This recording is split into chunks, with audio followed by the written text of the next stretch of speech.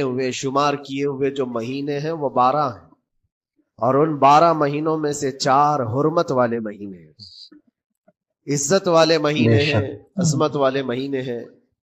وہ 4 مہینے کون سے ہیں؟ مسلسل ترتیب کے ساتھ ذی القعدہ، ذی الحجہ اور محرم، اور چوتھا مہینہ رجب المرجب جس میں ہم اور آپ زندگی گزار رہے ہیں۔ اس کو رجب الاسم اور رجب العصب بھی کہا گیا ہے۔ یہ جو 4 مہینے ہیں اس میں جنگ و جدال، قتل و قتال سب حرام ہو جاتی ہیں۔ اس دور میں جو جنگیں ہوتی تھی کفار و مشرکین بھی اپنی تلواریں روک لیا کرتے تھے۔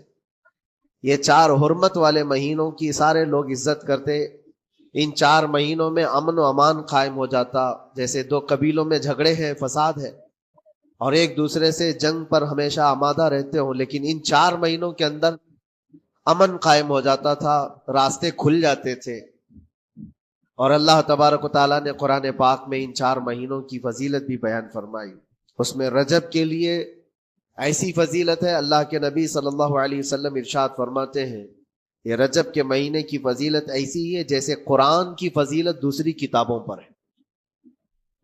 دوسری کتابوں میں جس طرح سے افضل قرآن ہے، اس طرح سے رجب المرجب تمام مہینوں میں افضل ہے۔ اور نبی کریم صلی اللہ تعالی علیہ وسلم اس میں عبادت کرنے کے لیے ترغیب دیا کرتے تھے۔ اس کو ترجیب بھی کہا جاتا ہے، اور خاص طور پر رجب کے متعلق بزرگان دین نے فرمایا یہ فصل بونے کا مہینہ ہے۔ کھیتی باڑی والے سمجھ سکتے ہیں کہ اس میں بھی 3 موسم آتے ہیں۔ پہلے بیج کی بوائی کا وقت آتا ہے، پھر اس کی سچائی کا وقت آتا ہے، پھر کٹائی کا وقت آتا ہے۔ تو رجب کا مہینہ یہ فصل بونے کا مہینہ ہے نیکیوں کے، اور شعبان کا مہینہ اسے پانی دینے کا ہے، اور رمضان کا مہینہ فصل کاٹنے کا مہینہ ہے۔ اور رجب کا مہینہ آتے ہی اللہ کے نبی صلی اللہ تعالی علیہ وسلم یہ دعا فرمایا کرتے تھے، اللہم بارک لنا فی رجب و شعبان و بلغنا رمضان۔ سب کو یہ دعا بھی کرنی چاہیے۔ حضور اکرم صلی اللہ تعالی علیہ وسلم یوں عرض کرتے کہ اے اللہ، رجب اور شعبان میں تو ہمیں برکت عطا کر اور ہماری زندگی کو رمضان تک پہنچا دے۔ اب رجب آپ نے دیکھ لیا ہے تو اب کثرت سے یہ دعا کرو کہ مولا اس زندگی کا رمضان ہم سے جانے نہ پائے، رمضان تک ہماری سانسوں کو پہنچا دے۔ یہ دعا کثرت سے ہر نماز کے بعد بھی ہونی چاہیے رجب آتے ہی۔ میرے عزیزوں، یہ عبادتوں کا موسم شروع ہو چکا ہے، اور سب جانتے ہیں رجب کے بعد پھر ہمارے ہاں مسلسل ایسی شب بیداریاں اور عبادت کے موسم نظر آنے لگتے ہیں۔ پھر شعبان بھی، اس میں رجب میں بڑی رات آتی ہے، شب معراج، اور اس کے بعد شعبان میں شب برات، پھر اسی طرح رمضان کا موسم بن جاتا ہے۔ تو اب یہ موسم بنانے کا وقت آ چکا ہے۔ تو سب سے پہلی چیز یہ ہے کہ میرے عزیزوں، فصل کے بونے کے لیے کن چیزوں کی ضرورت ہوتی ہے، اس چیز کا خیال رکھیے۔ بیج اگر کھوٹا ڈالے ہو اور ویسی ہی فصل آنے کا انتظار کرو گے تو پھر نہیں ہوگا۔ بیج کو کھرا اور خالص ہونا چاہیے۔ جو نیکیاں کرنا چاہ رہے اس کو صاف ستھرے اچھے ماحول میں کیے جانے چاہیے۔ کھیتی باڑی کرنے والا جانتا ہے بیج تو وہ بو رہا ہے، زمین بھی اچھی ہے، ساری چیزیں، کئی چیزوں کی ضرورت ہوتی ہے۔ بیج بھی اچھا ہو، زمین بھی اچھا ہو، موسم بھی اچھا ہو، تب جا کر کے اس کی فصل نکلتی ہے۔ بیج اچھا تھا، زمین اچھی نہیں تو بھی فصل نہیں آتی۔ بیج بھی اچھا ہے، زمین بھی اچھا ہے، موسم صحیح نہیں ہے تب بھی فصل نہیں آتی۔ ابھی آپ کے پاس 3 چیزوں کا ہونا ضروری ہے، بیج اور زمین اور موسم۔ بیج جو ہے یہ نیکیاں ہیں، اور زمین تمہارا دل ہے، اس کا اتنا ہی پاک ہونا ضروری ہے۔ اور موسم یہ رجب کا ہے، اس میں تو کوئی شک نہیں ہے کہ عبادتوں کا موسم ہے، فصل کی اچھے لانے کا موسم ہے۔ لیکن سب سے پہلی چیز اب ہمیں ضرورت ہوتی ہے کہ ہم کیا بیج بو رہے ہیں۔ شیخ سعدی رحمت اللہ تعالی علیہ فرمایا کرتے کہ زمین میں ادرک بو کر کے گنا آنے کی امید تو نہیں کر سکتے، جو بویا ہے وہی اسی کی فصل آئے گی۔ لوگ عمل خیر کرے تو اس کا نتیجہ بھی خیر آئے گا، اور برائیاں کریں اور پھر رمضان میں یہ انتظار کریں کہ میں نے جو بویا ہے اس کی فصل آئے، تو ایسا نہیں ہوتا۔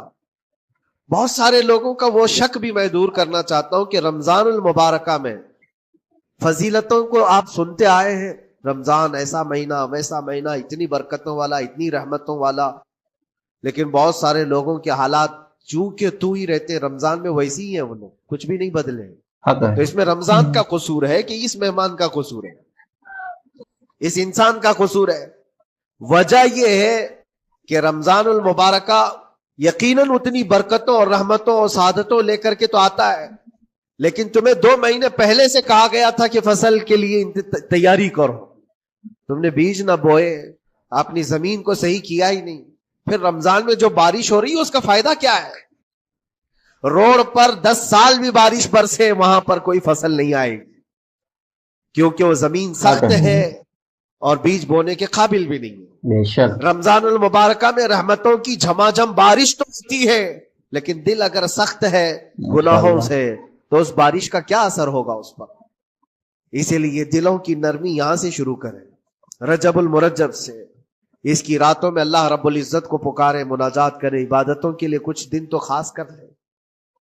بہت دنیا میں ہم نے اپنے آپ کو ملوث کر رکھا ہے، کچھ راتیں اللہ رب العزت کی عبادت میں تو لگائے۔ اللہ کے نبی صلی اللہ تعالیٰ علیہ وسلم کی ایک حدیث ہے، جامع الاصول سے نقل کی ہوئی، رجب المرجب کے پہلے جمعے جو ہم لوگ ابھی گزر چکے، ابھی یعنی وہ رات تو گزر چکی، کل کی جو گزری ہوئی رات ہے رجب کی، یہ پہلی جمعہ کی شب تھی۔ اس کے متعلق روایت ہے کہ 12 رکعتیں جو مغرب کے بعد سے لے کر عشاء کے درمیان پڑھتا ہے، اللہ کریم اس کے تمام گناہوں کو معاف کرتا ہے اور اس سال اس کو پورے طور پر ناگہانی آفات سے محفوظ رکھتا ہے، اور شیطان کے اس پر قابو پانے سے بھی اس کو اللہ محفوظ رکھتا ہے۔ تو یہ تھی تیاریاں، یہ ساری چیزیں ابھی سے تیاریاں ہونی چاہیے۔ رجب کے 3 دن آتے ہیں جس کے متعلق فرمایا گیا ہے ایام بیز میں بھی 13، 14، 15 یا 14، 15، 16 یہ جو تاریخیں آتی ہیں اس میں روزے رکھو۔ اس کی بھی بڑی فضیلت ہے کہ تم تیاریاں ابھی سے شروع کر دو کہ رمضان المبارکہ میں اچھی فصل دیکھ سکے، ہمارے جسم کے اندر بدلاؤ آ سکے، ہمارے دل کے اندر انقلاب آ سکے۔ اور تیاری یہاں سے نہ کر کے صرف رمضان میں ہی امید لگائے بیٹھتا ہے تو میرے عزیزوں کچھ تو صفائی کی ضرورت ہوتی ہے۔